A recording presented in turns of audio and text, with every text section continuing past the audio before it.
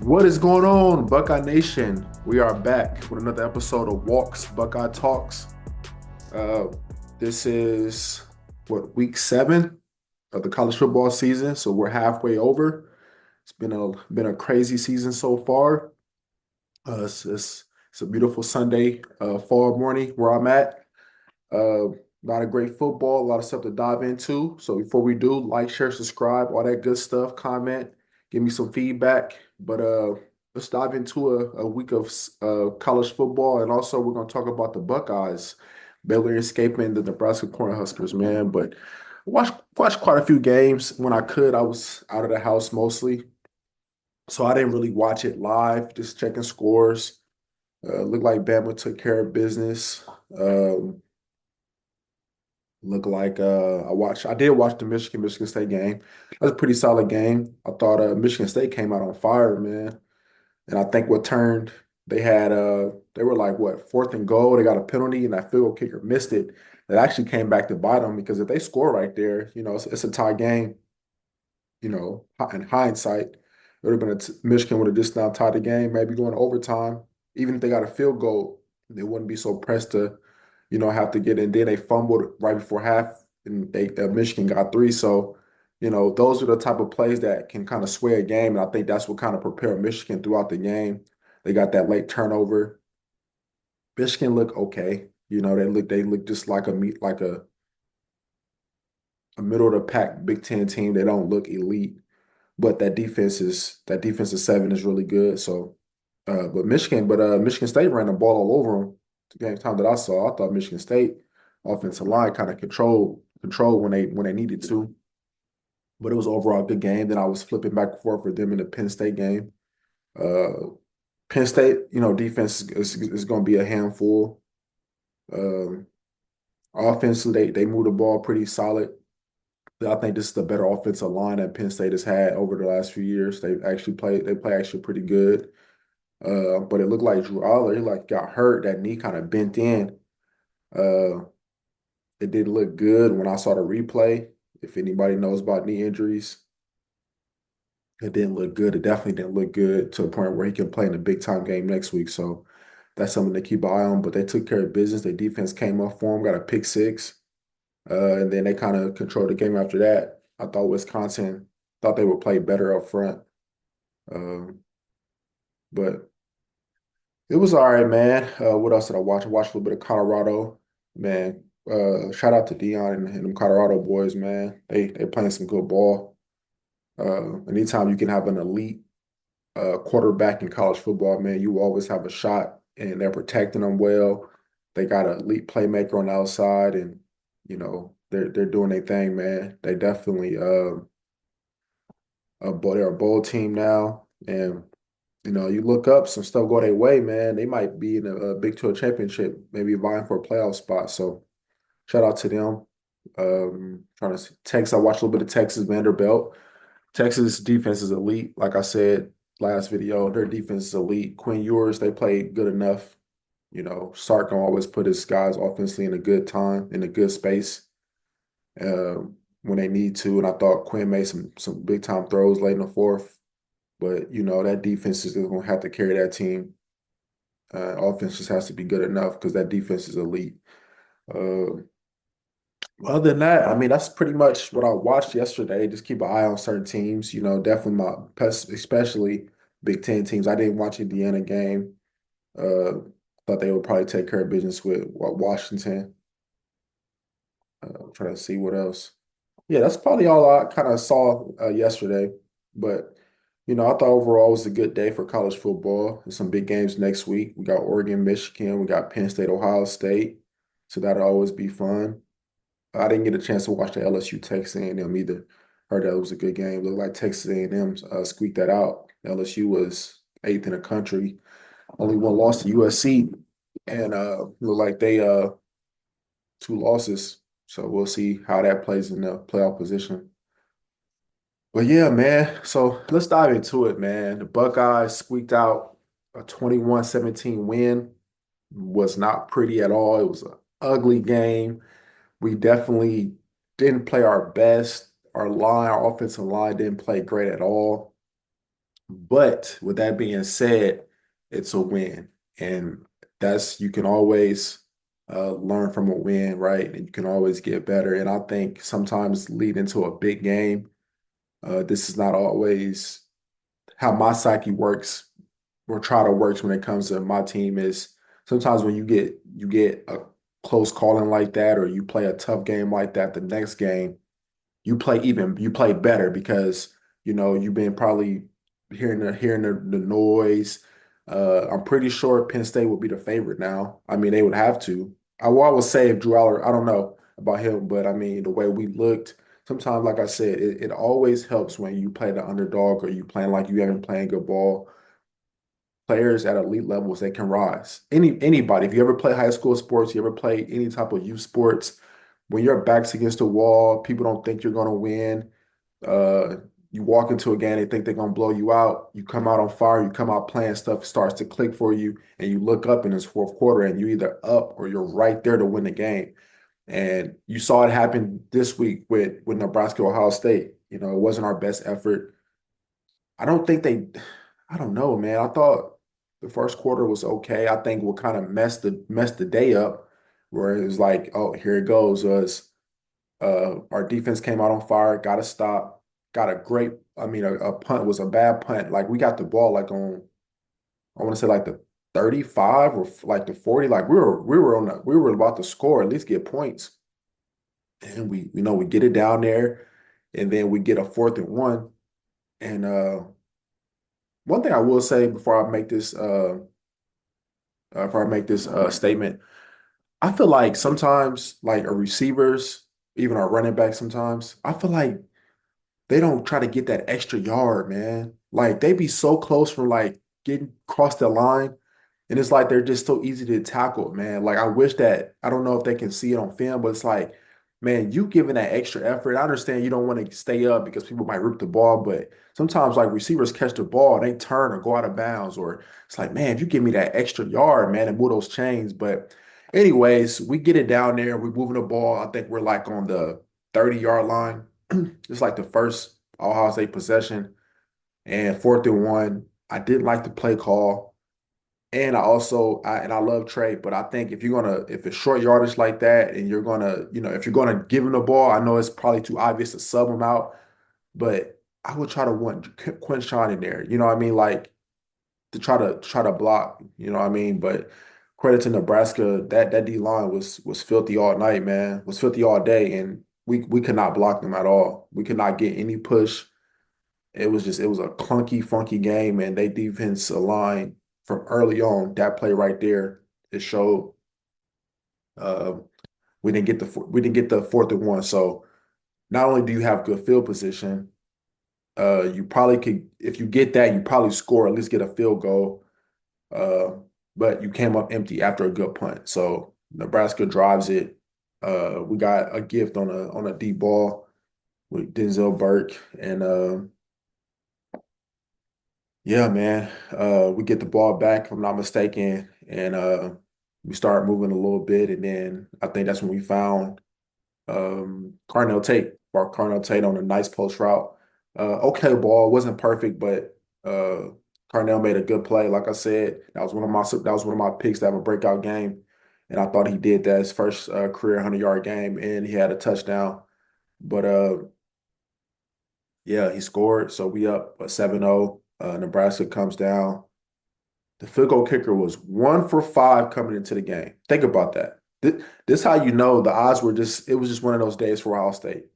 1 for 5. 1 for 5. This dude hit a 39 yarder. Okay.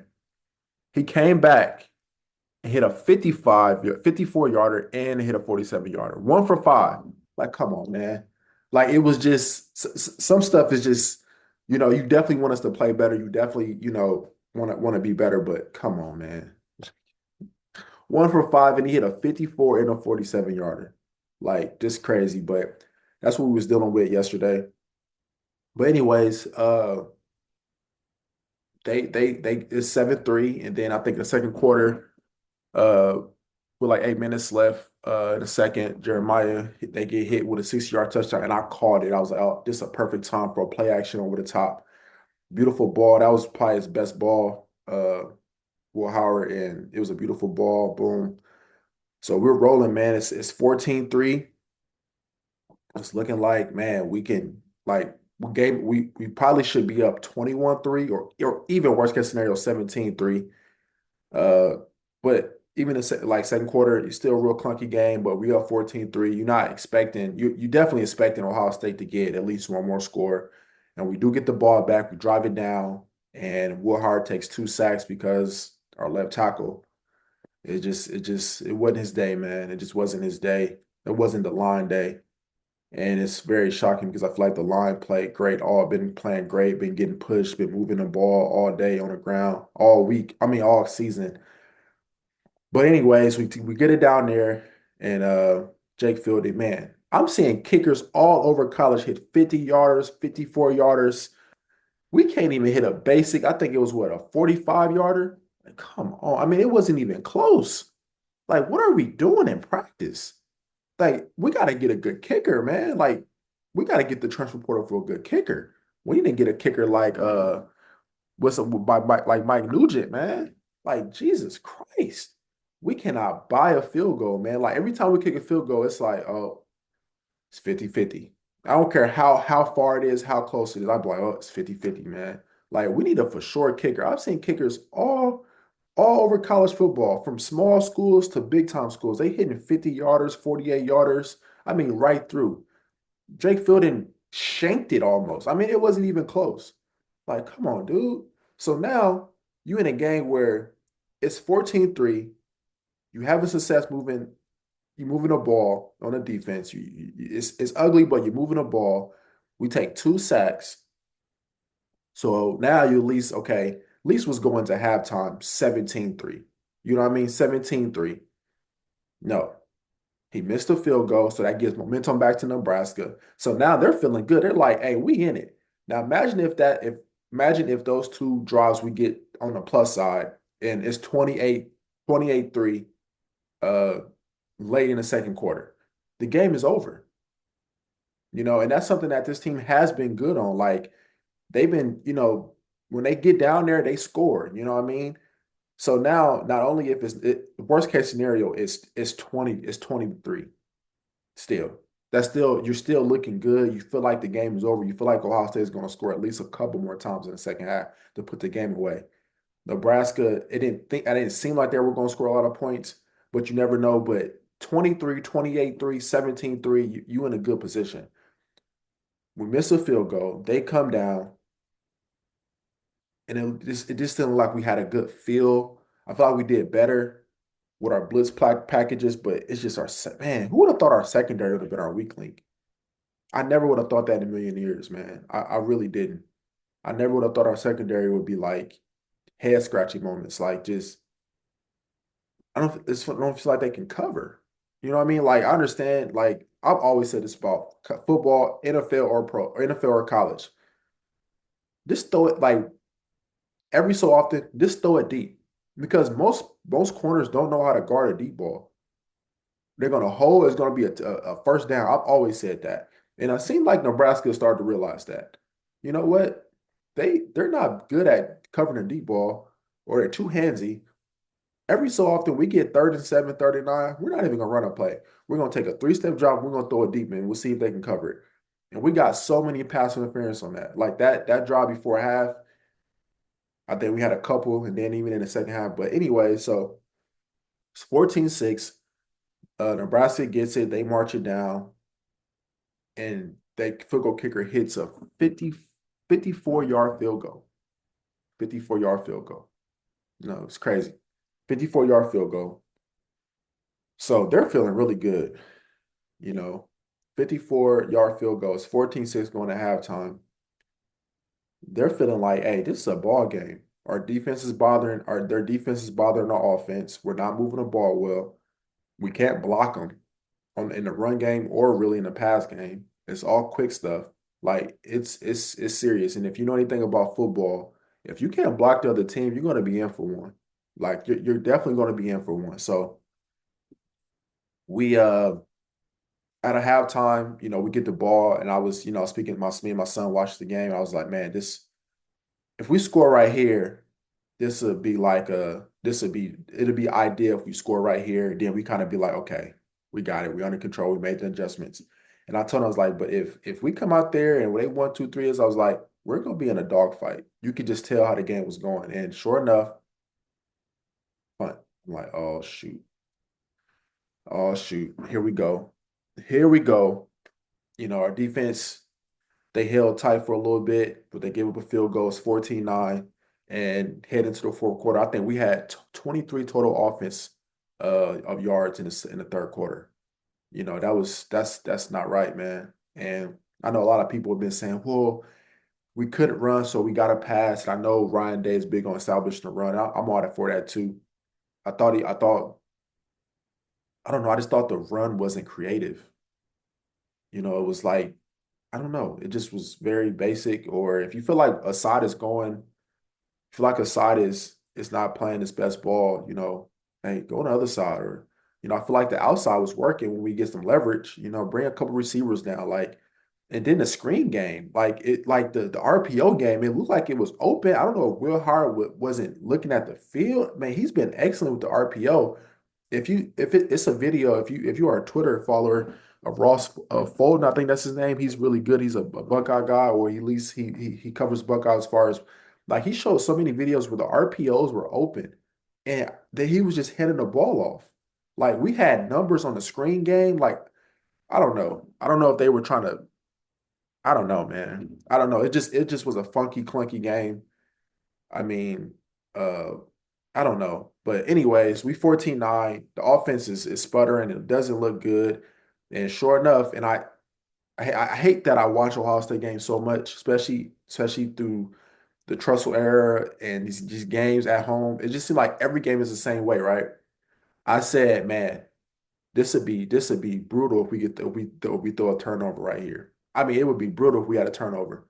Sure enough, Will Hart sells a slot route, sells the ball to Mecca uh on a street.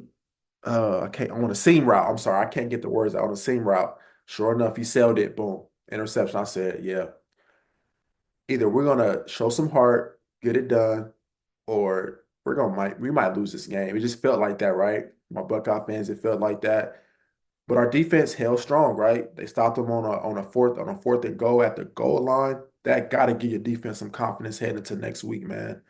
I mean, defense wasn't perfect, uh, but that was big time. That was big time. That might have that definitely might have saved the game for sure. But anyways, we get it right there. We don't pick up like a simple, like, I think Will Hard. I think that was the first time I saw that his internal clock was speeding up because he's been under pressure so much. And you saw it this game. So definitely our offensive line has to get better. Uh, you saw it this game. It was speeding up and he was getting it out really quick. I mean, getting it out quick, he was rushing, he was selling. And you just saw it. You just saw it in the second half that he wasn't comfortable, and we just couldn't get nothing going in the third quarter, even, in the fourth. So now you put even more pressure on your defense because they were out there a lot. They're trying to get stops. They're trying. And then, Nebraska took the lead, with in the fourth quarter with 10 minutes left. They took the lead 17-14, and they got 2 point conversion. So it's like, dang, it looked like the Buckeyes are in for one. But this drive right here, this if we win next week, I will go back to this drive right here.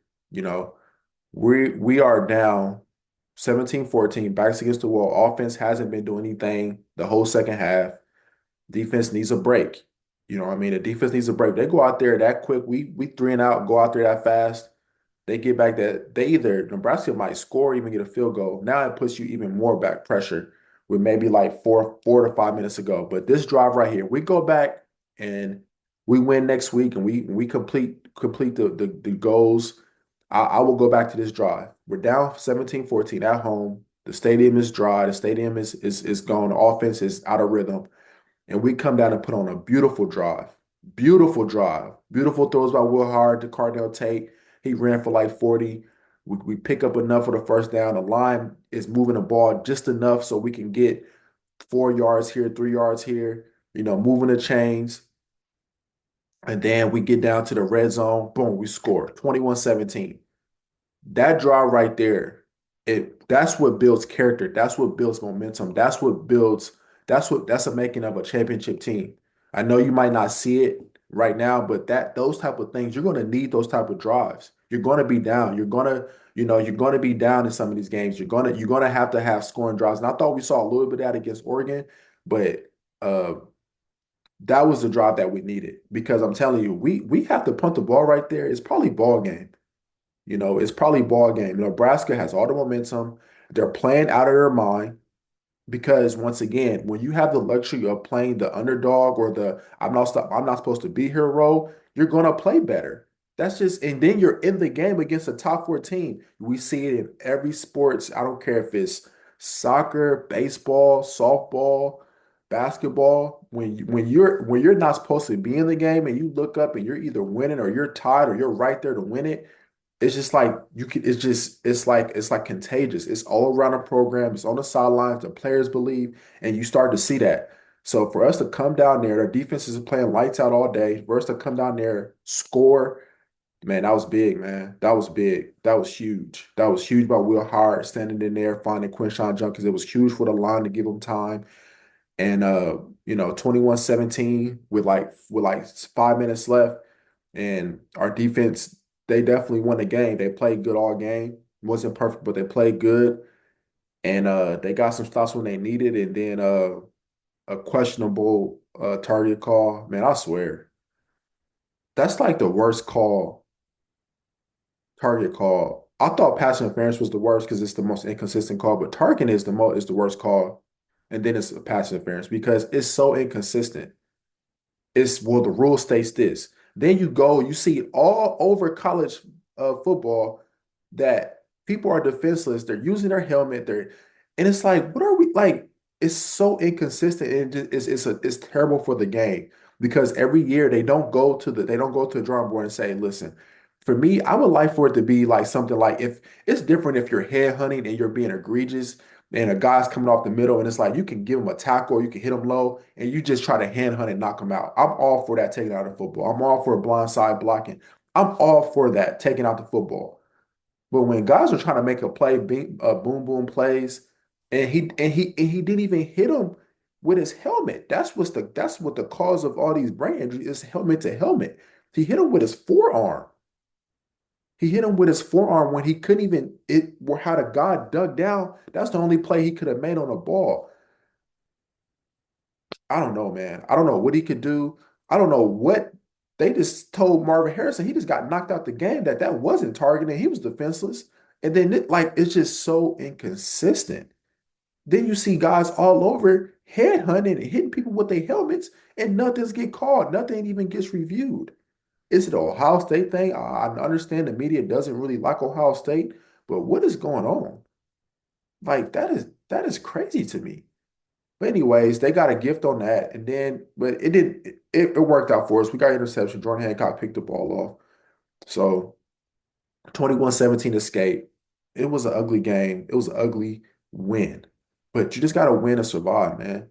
We see all around college that a lot of teams get in these situations that's ranked and the other team are able to make a couple of big plays and they win. But we cannot play like this. There's only a couple games on the schedule where you can come out like this and maybe squeak out a victory.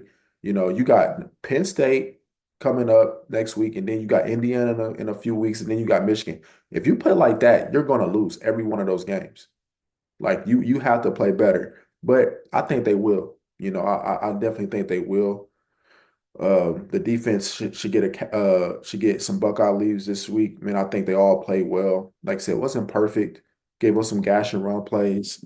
Uh, Let me look at the box score. Riola was 21 of 32, 152. He didn't have a touchdown. So, I mean, he didn't have a great day, but he's a freshman. I mean, I thought he played well. I thought he was kind of once again, when you went to school there, then I'm sorry, you was committed to Ohio State, then you backed out. So all the fans are, on you, booing you. So credit to him. He rose to the occasion. He rose to the occasion. I thought our defense would come out there and hit them a little more, make them pay, put a lesson out on 'em like, hey, you should have came here. Thought that was disrespectful for how he played us like that or switched on us. But I thought he played pretty good for a freshman, man. Like I said, the kid is going to be outstanding. You can already tell when he played well. He missed some big time throws that probably would have been dangerous for Ohio State.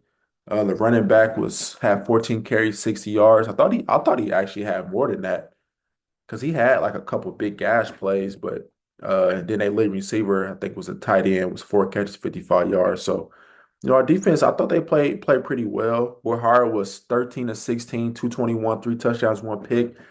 Man, I thought he was balling. Like I thought they took the ball out of his hands too much. Maybe because they feel like they couldn't block him. But I thought, man, he was seeing the field well early on. I think he started out like 9 for 9, like or something like that, 2 touchdowns. Like he was balling. And then we kind of took the ball out, and then we kept trying to, run, run, run. So it just wasn't, I don't know, it just wasn't a good day for offensive line. Like the running backs were terrible. Quinshawn was 10 carries, 29 yards. What Trey ended up having. Same thing, 10 carries, 25 yards. Uh, so it just, I wish they would use Will Howard more in the run game. Like he was a runner at Kansas State. And it's like they're trying to make him like a CJ Stroud type, like or Dwayne Haskins. Man, get his butt running. Get his butt running, man. Some draw plays, some quarterback sweeps, some quarterback counters. Like, come on, man. Like that's a big dude out there, man. But the running game was non-existent. I thought Trey, man, I love Trey. I think he's a great dude, man. Gosh, how easy is it, man? Like that one play where it was like a toss. If he breaks that, it's a 60-yard touchdown. The guy barely hit his legs, man. I was like, oh, if that was Quinshawn, that was six, man. His legs are too powerful how he runs. Maybe because he's, Trey is a little bit more compact that, man, I was like, that would have broke the game away, man. We was like missing a big time explosive plays. That's something that this offense has been struggling with the last 2 years, really, just explosive plays, man. And I understand the defense tries to take that away because if Ohio State gets some explosive plays, it's probably night night for you through the game. But I think we're just missing some of those explosive plays, whether it's in a run game or pass game. Even though we got a couple last night, a couple yesterday, but man, I feel like that's what we've been missing. Cornell had a good day, 4 catches, 102 yards, 1 touchdown. Jeremiah had a good day, 3 catches, 70 yards, 1 touchdown. Quinshawn had a touchdown. Mecca was quiet. I don't know if that's, I don't know. I don't know if they were doubling him, but he's in slot. I don't know if they had a guy over the top of him, but he only had 3 catches, 20 yards. His longest one was 9 yards. Like, we got to get a Mecca back involved. I feel like we need to get him involved and then slowly get Jeremiah and Carnell, but it just wasn't a good day for the offense, man. Wasn't a good day. Defense balled out though, man. Cody Simon had a big day. Denzel Burke, even though his coverage was squeaky, he tackled well. He got off blocks well. JT had a big day. I mean, Caleb is going to be Caleb. He's the best on the team. Ty played well. Jordan, I mean, they all played well. I think they had 12 tackles for loss. I want to see Tyleek and I want to see Tyleek have a better game. Um, I thought our secondary. I like our safety that Jalen McClain. He's a freshman, if I'm not mistaken. I thought he played really well, man, to be a freshman. I kind of like that kid. He got a little bit of he from New Jersey. I think that's where Malik Hooker from. I like that kid. I like how he broke in that ball, broke it up. I like that kid, man. He get a little, get his tackling better. I like that kid. Ty Hamilton, he needs to play better. Tyleek needs to play better, but the person who's just Jack Sawyer, man, like the dude had one good game, and I thought this year was going to be the his year. But man, if you ever watch him on film, like or at least watch him in the game, his takeoff is super slow.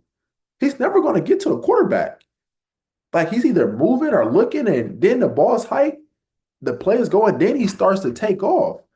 Like you got to get better jumps. I don't know. I don't know, man. I think we need to start rotate Kenyatta Jackson in more. He played really well. And Caden Curry, man, like Jack Sawyer is, I know they're good on the run, but man, he's terrible with the pass rush, man. I mean, terrible. But we're gonna have to have the big game for our defensive line because Penn State offensive line is a lot better. and we'll dive into that next week. We'll go match for match, and but for all in all, man, I thought our team thought we played well. I'm sorry, we didn't play well, but we got the win, and sometimes that's the most important thing. Go back to the drawing board. I know it's a lot of overreaction from our fans, like always. Like I said, we definitely have the worst fans. It's not even close. Like I know, and maybe because I'm not around Bama or Georgia or some of those elite team fans like that, but gosh, Lee, man, I just never met people. I already told you, Ryan Day's in a lose-lose no matter what. He's in a lose-lose no matter what because we have a false sense of reality. He has to blow out every team that we think he should blow out. He has to beat every top five team, and he has to go undefeated every year just because we recruit well. Come on, man. That's unrealistic. That's unrealistic. That's an unrealistic goal. In 2017, 2016, I watched Urban Meyer have heck of games. Like I always saw us lose to Northwestern in 2017. Northwestern, no disrespect to Northwestern. Like, come on, man. Are we serious? Like, people are calling for this guy job. Yes, the team did not perform well after a bye, but buys are tricky, right? Buys are tricky. I've always said that if I'm a player, I want to keep playing. I hate playing a tough game like that and then have to die and like all our emotions are ready. We're ready to play. We're mad. And then we got to die down and wait another 2 weeks or at least another week to play. Then we gotta ramp it up. Like I hate that as a player. I hated that. Like it's like if you ever played like summer basketball, then you play a game, then you gotta wait 3 other games. So it's like I'm ready to get back on the court. You want to play. If they say, "Hey, we ready to play another one," I want to play again. Tired is not in your mind when you're playing. And I feel like that's what happened. We were so high, we lost a big emotional game, and we want to get back on the field, then we die down. So not only do you lose momentum, you lose rhythm. It's just that's just how it was. And buys are tricky. I've always said that buys are tricky. People think, oh, the buy, you're going to look super sharp, and they just didn't. And I know we haven't put in a perfect game yet this so far this season, but I feel like we've played better than this. We played better than this, and I just feel like uh, it was the Bible credit to Nebraska too. Like these teams are not coming over and lay down. I knew it from the jump. I said it last video, my analysis. I said we can't look at Indiana and think that we gotta score like that. We gotta beat them 56-7. They just played a bad game. They if anybody thought Nebraska was gonna come out and lay down just like they did against Indiana, that you don't know sports. People have pride. They weren't gonna play that bad again. They had 5 turnovers and they had gave Indiana 3 short fields. And they went for fourth down twice and they didn't get it. That's technically 7 turnovers. They wasn't going to play that bad. Now, I wish we would have blocked better. I wish our offensive line played better. I really do. That's a scary thing coming Penn State coming to town, and we got to get this left tackle because our Zin house he got hurt, so it doesn't look like he gonna play next week. So we're thin, but man, it's a Buckeye win. I just sometimes these fans irk me so bad, like they complain about every single thing. Like you can't enjoy a win. Yes, I want us to look good. Yes, I want us to beat these teams. I wanted to beat Nebraska more than by 4 points. But we also got to win. And we're still in it. We're still in it. We beat Penn State. We're still in it. You got a couple games where you can kind of get some stuff tightened up, play some game. We got Penn State, Purdue, Northwestern. Then you got a 2 game stretch, a 3 game stretch, actually. If you win those 2 games, you win the Big Ten championship. So I just think we got to calm down as fans. It was an ugly win. It was not impressive after a bye. But at the end of the day, man, it's a win. We got to go back to the drawing board on offensive line, figure out what we're going to do, and see what happens, man. Like I said, sometimes it's good to sometimes play the underdog role or everybody talking about you. You play a little bit more violent, you play better. And hopefully we see that this week. But anyways, man, that's my Buckeye analysis. We got to win, man. Let's celebrate it. Let's move on. You can never not appreciate a win because it could have been a loss. It could have been 21-17 the other way. So I'm gonna enjoy it, and then I'm gonna enjoy this Sunday. Buckeyes got to win. I'm gonna enjoy this weekend, and let's get ready for Penn State week, man. But yeah, man, that's my breakdown, man. I thought the boys could have played better, but hey, we got to win. As I keep repeating, offensive line has to get in order, and but. Like, share, subscribe, man. At the end of the day, it was a good week. Buckeyes got the dub, all that good stuff, man. And I'll be back next week. This week coming up with the Penn State prediction analysis. Peace out.